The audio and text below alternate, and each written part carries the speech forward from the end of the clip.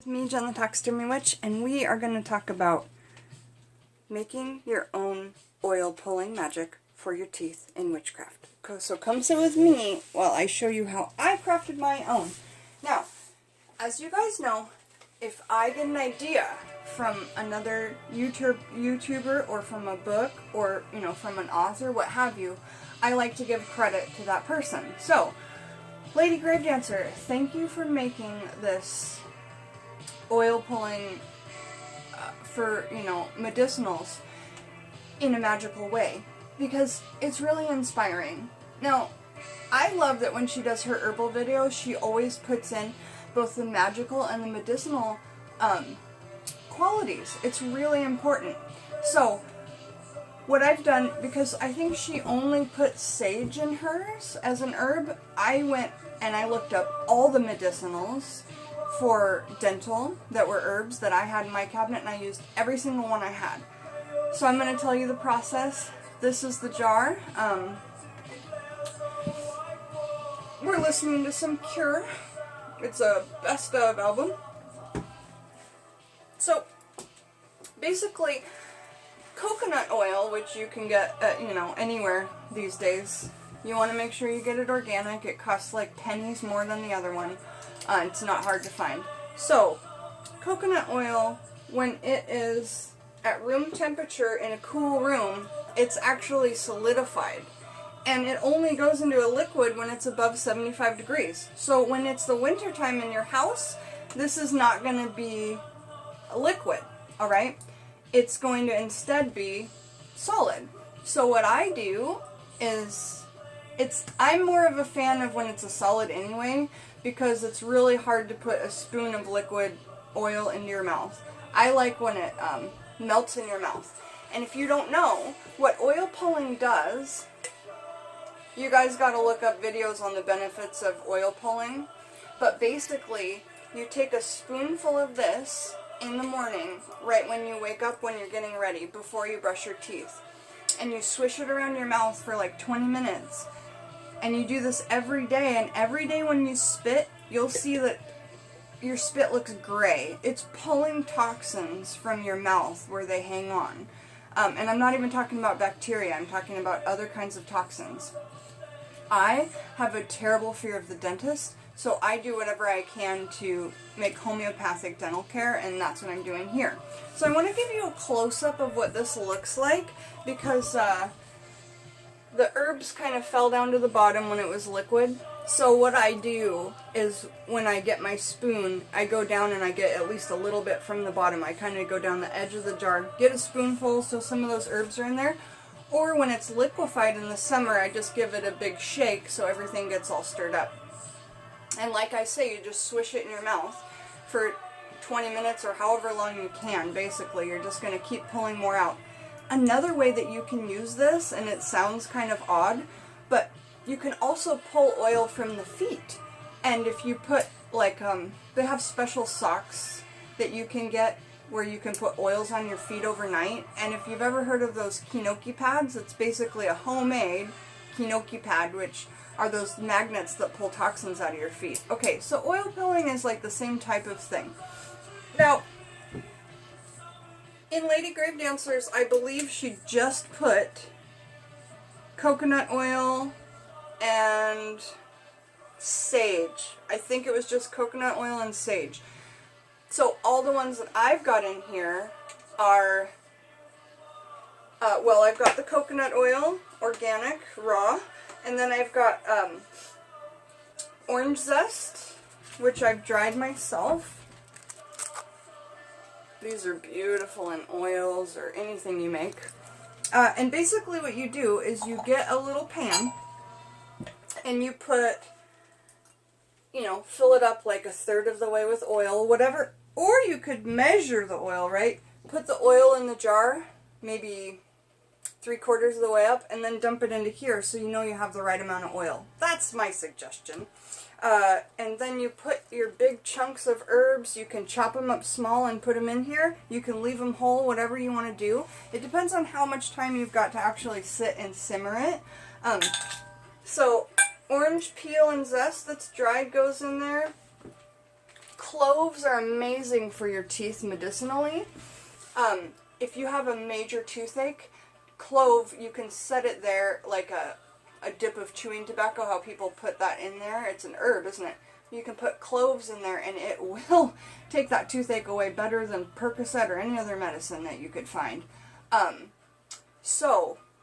did you know that cloves there were wars fought over this spice, and it was more precious than gold at a few times in history. So cloves are magic. Make sure that you get a few of those in there. Okay, and I put lots in mine, to be honest. I also have some purple sage that I've grown from our garden here on Juckshire Farms. And the purple sage is quite nice. Throw that in there. And since you're straining this away, you could put your sage stems in there as well. They've definitely got good medicinals. Also, you can go ahead and put your normal sage in as well, no problem there. And nutmeg. You could do this and put in one whole nutmeg. However, I don't suggest it because it's not really going to infuse the oil. Instead, I used a microplane, which is this tool here. And you can zest that right in there. As much as you like, and I used a lot in mine. Get it off the back by tinking it down like this.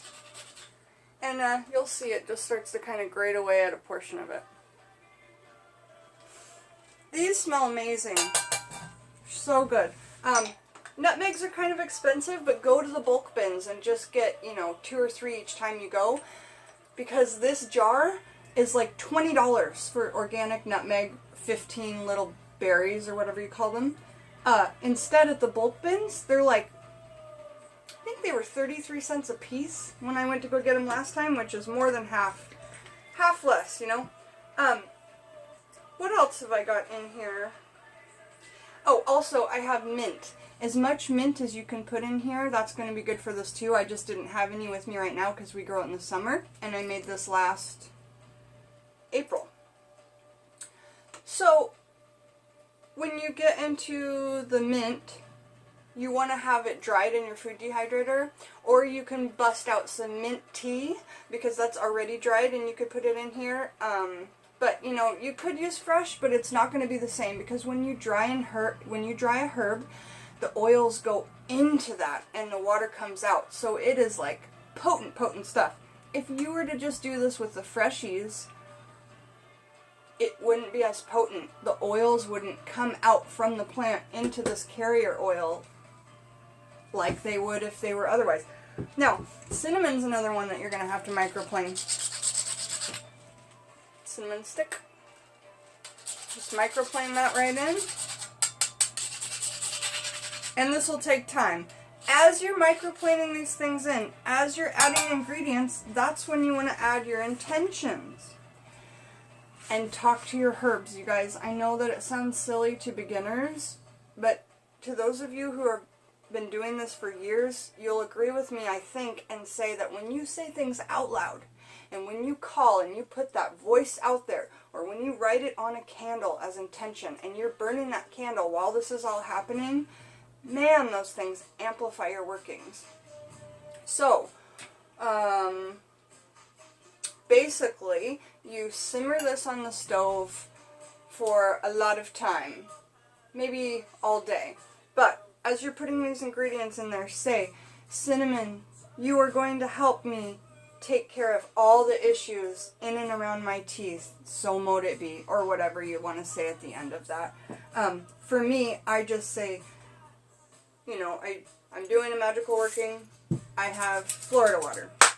I called the spirit, I asked for help. I have a candle lit. I feel like that sets the environment for me. And I actually have a plug-in burner for my witchy room, so that if I don't feel like doing witchcraft in the kitchen, literally, I can do it in here. So they call those like a hot plate or something. You can just get a little burner for your room. It's like what college students use, right? So anyway, cinnamon helped me with this medicinally, and then look up the magical quality and protect me in the process magically, okay? And then, you know, cloves, they are good for, I believe, money magics, exorcisms, and some other things. So maybe you say in that time, these cloves, while you're helping me medicinally with my issues dental, please also help me by keeping any medical finances away that have to do with my teeth, you know. Exorcise this issue. If you're picking herbs for exorcism, like for instance a bean, and I'm not talking about simmer the bean into this, I'm just talking about drop it into this and now it's a part of this. Beans are great for exorcism. I just used them in my exorcism working and I loved it. Now remember that you can also make this an exorcising oil pull. So where you put all these herbs in there that would exorcise the issue that's in your mouth. I get so excited about that. I'm literally like sitting here beaming. I don't know if you can tell, but I get so excited about this because there's so much you can do with it. Let's also say this. When you get ready to strain it from here into here, just remember your herbs are going to settle like that. That's fine, that's normal, that's natural. You could use a cheesecloth, but I wouldn't use a cheesecloth because it's an oil, and a lot of those medicinals will stick to the cloth. So instead, I pour through here and just catch all those big chunks, and I let all the little chunks fall in. It's a really great way. The cheesecloth wouldn't let those little chunks fall in. So there's that. These you can get at a dollar store or Walmart for like $1 or $2. It is such a cool witchcraft in the kitchen ingredient tool. And also when you're stirring your intention in, when you're stirring the oil as it's on the hot plate or the stove, please use a magical tool that you mark just for your magic, and you say, this wooden, and I would always use wood, this wooden spoon, I'm not talking about this, I'm talking about this wooden spoon, you know, that is my magical kitchen spoon, and just make that your own tool of witchcraft, okay?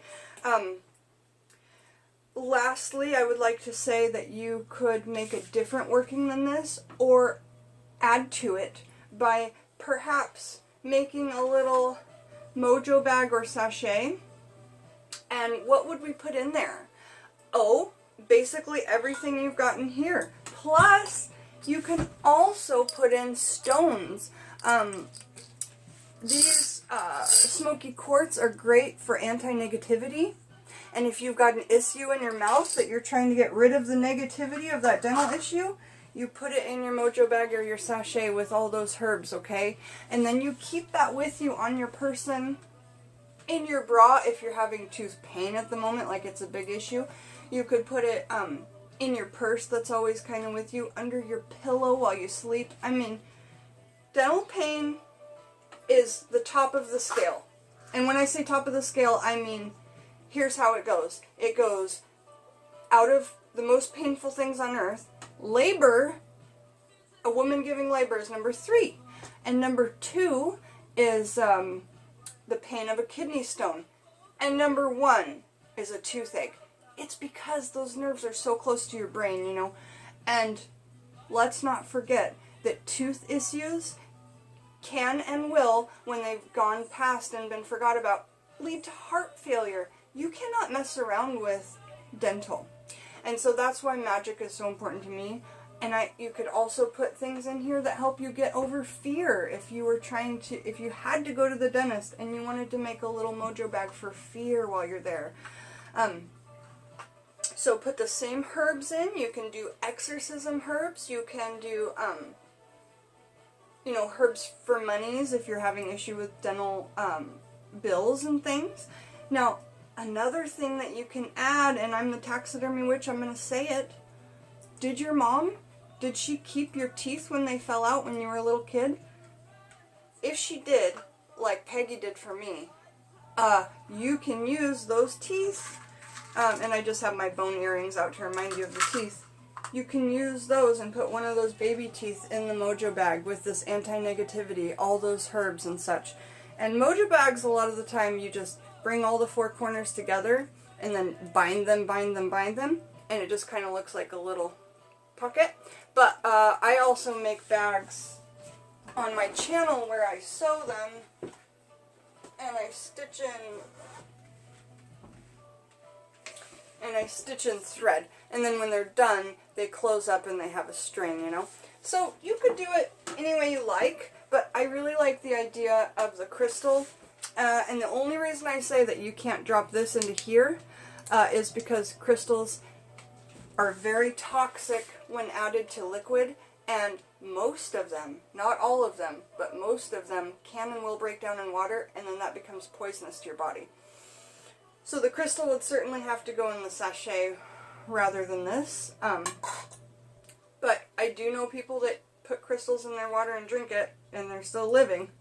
I just am saying that medically they say that, you know, don't do it. It can really harm you. So I would stick with that. Since these are all medicinals, I have to say I'm not a doctor. I've taken loads of information in through books and research, and that's why I'm presenting it to you here today. Again, not a doctor, just a witch, and sharing my information with you on the subject. So, you guys, I would love to hear your thoughts on oil pulling in general. I would love to hear your thoughts if you've seen Lady Gravedancer's video. Tequila, Lady Gravedancer, if you're watching this video, I'm so happy. What do you think of this? And you are a huge inspiration to me, and you always have been. I love you very much, Tequila, and I hope one day I get to meet you. Huge inspiration. You're right up there with Scotty, in my opinion, of the people who taught me when I was first calling myself a witch and becoming more comfortable. Alright, guys. Love you so much. Also, if you can't find a tooth, like your own baby tooth, you could certainly pull out a taxidermy tooth. They're quite wiggly. And you could use that just as a representation of a tooth in your little mojo bag. So, I will see you guys soon. Have a really beautiful day. Jen, the Taxidermy Witch.